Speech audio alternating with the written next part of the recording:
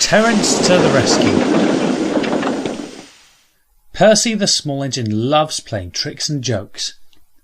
One morning he stopped to speak to Henry, who was preparing to go and take the flying kipper.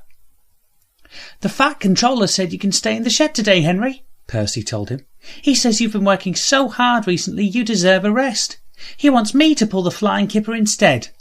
Henry just laughed. "I don't have time for your silly tricks, Percy.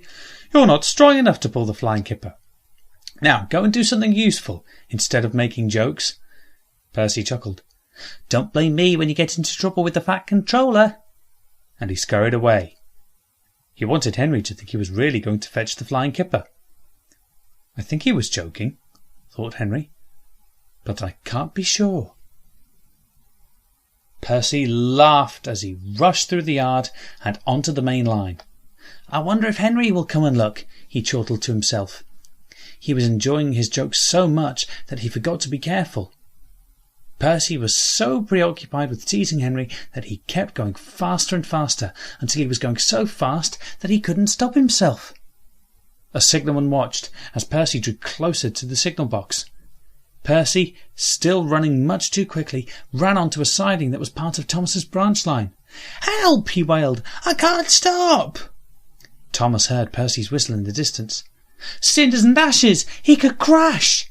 But poor Percy couldn't stop. He just kept on going, whistling fit to burst. "I have to help him," Thomas thought, and he hurried to find Terence the tractor. Terence was ploughing a field when Thomas came along and told him about Percy. "Percy's out of control, Terence. He can't stop. Can you help him?" "I know just what to do." And Terence pushed a big mound of earth from the side of the grass onto the track Percy was running on.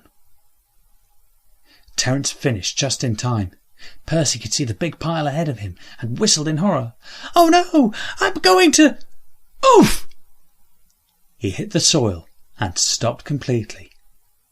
It was a bit of a surprise, but the soil was so soft that he was glad not to be hurt.